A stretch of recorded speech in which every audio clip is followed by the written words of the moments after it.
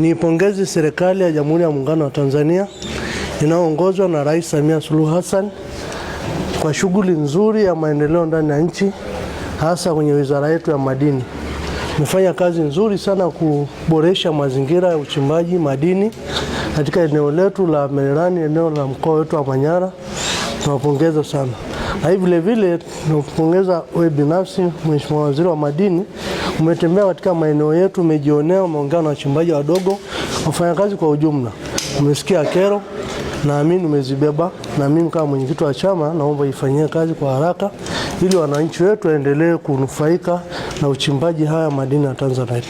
Na hiki kingine zaidi, nimefurahi kwa namna ulipokuwa unatoa maelekezo ya tafiti ya madini haya ya Tanzanite ambayo hayapatikani popote pengine duniani, yanapatikana hapa Mererani, na serikali yetu ambao tunaamini na wataalamu wa kutosha, ile utafiti ufanyike kwa haraka sana ili baadaye hao wawekezaji wavutiwe waendelee kuchimba madini haya ya Tanzanite, alete tija kwa maendeleo ya Watanzania wote.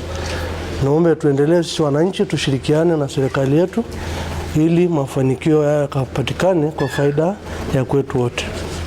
Kuna madini mengi tofauti na haya madini ya Tanzanite, madini ya ujenzi katika maeneo mengi ya Simanjiro, hasa ukanda huu wa kaskazini. Kuna madini ya ujenzi ya kutosha, vijiji vya Lengasti, kambi ya Chokaa, msitu wa Tembo, barabara haipitiki kabisa. Naomba kwa sababu nyinyi ni viongozi, mawaziri mloko hapa, muibebe, muiboreshe ili nchi iendelee kupata mapato zaidi, kwa sababu tunajua miundombinu kama barabara inarahisisha uwekezaji na itakuwa na mvuto zaidi. Sisi kama wamama wafanya biashara hii ya Magonga, ombi letu tulikuwa tunaomba tupatiwe mashine za kisasa kwa ajili ya kuweza kuchoma, kwa sababu tunatumia mkaa na si salama sana pia kwa ajili ya tafuta za mashine. Hatujazitafuta. Kwanza kabisa napenda kumshukuru Rais wetu Dr. Samia Suluhu Hassan, mama yetu mpendwa, kwa ajili ya kuwapa wanawake fursa.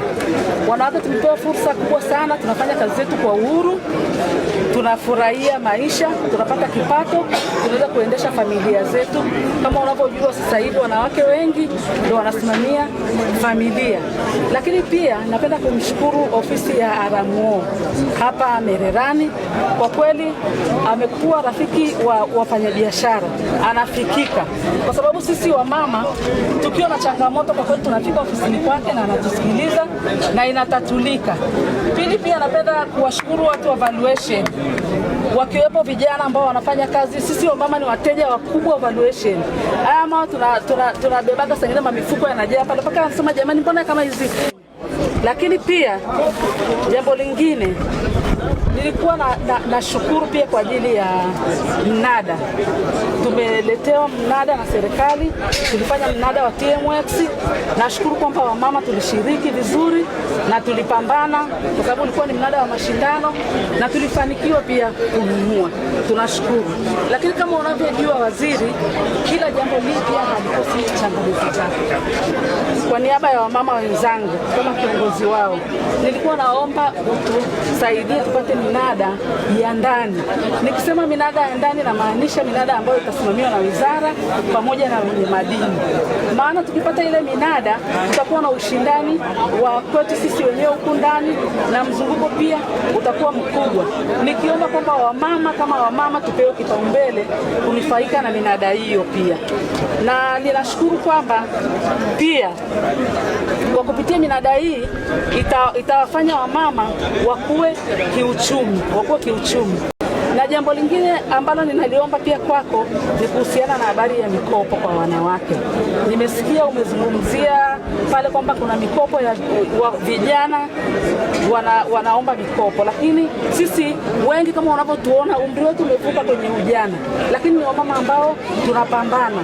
Na kama tunapambana tunahitaji pia tuwezeshwe kimikopo. Ninaamini kwamba wamama hawa kwa kazi jinsi wanavyofanya kwa bidii, wakipata mikopo wakiwezeshwa, watavuka hatua moja kwenda hatua nyingine. Tuliweka ziara maalum kwa ajili ya kuja kutembelea, kuangalia mfumo mzima wa uchimbaji na biashara ya madini ya Tanzanite hapa nchini.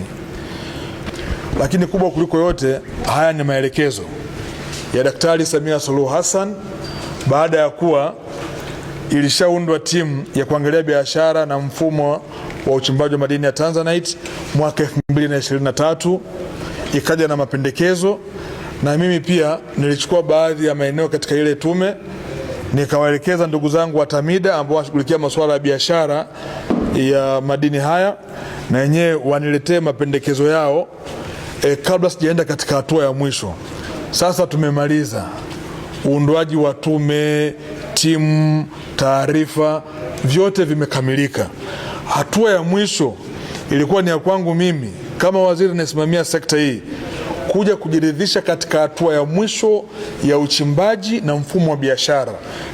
Lakini na usema ukweli, kwa sababu bwana usema ukweli mapema hapa, baadaye tusilaumiane. Nilisema hivi, korokwini ni chungu lakini inatibu.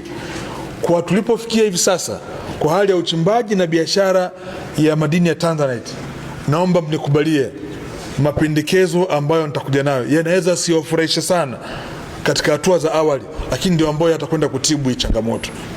Ninafahamu kwamba katika eneo la Mirerani asilimia kubwa ya wenye leseni kwenye blocks zote, lakini hasa kwenye block ambayo inakabiliana na Kitalu C, watu wote wanachimba kuelekea kwenye eneo moja la Kitalu C. Hii hamwezi kunikatalia. Nazo kesi nyingi za mitobozano ambayo inatokana na imani iliyopo ya kwamba kwa sababu eneo hili alikuwepo mwekezaji kwa muda mrefu na ilikuwa inazalisha, kwa imani ya watu wote inawaelekeza kwamba mkondo ni mmoja tu, na hii imekuwa ikileta changamoto kubwa sana katika historia ya taifa hili.